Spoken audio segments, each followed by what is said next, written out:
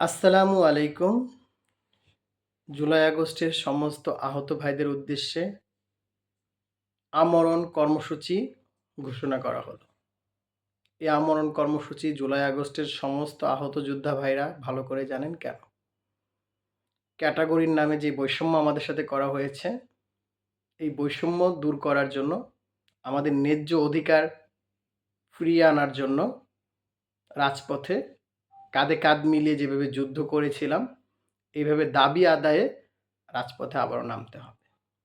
এজন্য আগামী ২৬ তারিখ রোজ বুধবার সকাল ৯টায় বিজয় সরণির সামনে থেকে প্রধান উপদেষ্টার কার্যালয়ের সামনে শান্তিপূর্ণভাবে কর্মসূচি ঘোষণা করা হলো। যেই পর্যন্ত আমাদের দাবি মেনে না নেওয়া হবে, আমরা সেখান থেকে এক চুল পরিমাণে লড়ব না।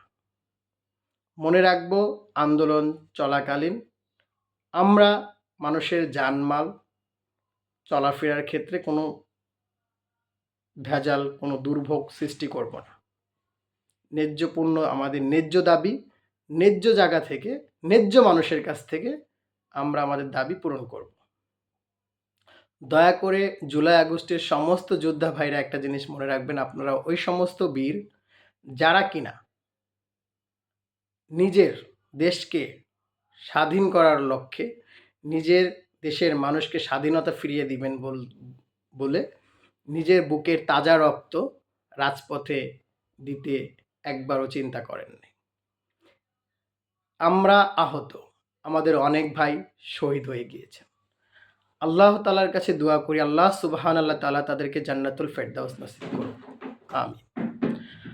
আমরা যারা বেঁচে আছি বললে ভুল হবে, বাঁচার মতো কোনো মতো বেঁচে আছি।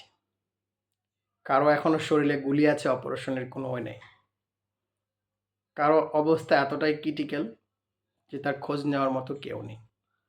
কেউ হসপিটালের বেডে বসে কাতরাচ্ছে, কারো 2টা পা কাটা গেছে, কারো একটা হাত পা কাটা গেছে। আমরা যখন আন্দোলন করেছিলাম কে গুলি খাবো কে খাবো না সেটা ভাবি নাই। গুলির যে কি আঘাত সেটা যে খেয়েছি আমরা তারাই জানি। আজকে সেই অধিকার তাদেরকে কে দিল? ক্যাটাগরির নামে আমাদেরকে বিভেদ সৃষ্টি করা, আমাদেরকে ভাগ করা। এই বৈষম্য আমরা মানি না, মানব না। আমাদের দাবি ক্যাটাগরি 2টা থাকবে। আমাদের ন্যায্য দাবি আমাদেরকে ফিরিয়ে দিতে হবে। আমাদের সবাইকে ভাতার আওতায় আনতে হবে এবং আমাদের সমস্ত আহত ভাইদেরকে এক প্ল্যাটফর্মে দাঁড় করিয়ে আমাদেরকে জাতীয় বীর, জাতীয় স্বীকৃতি দান করতে হবে।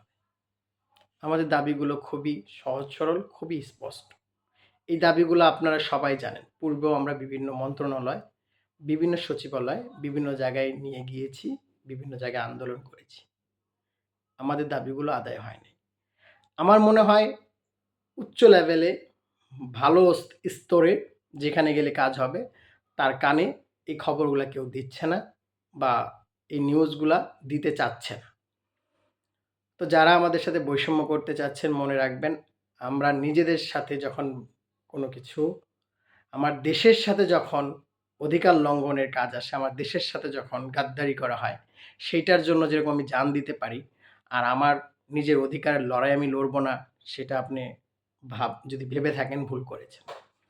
সেজন্য আমার সমস্ত আহত যোদ্ধা ভাইকে বলবো, আর ঘরে বসে থাকার সময় নাই।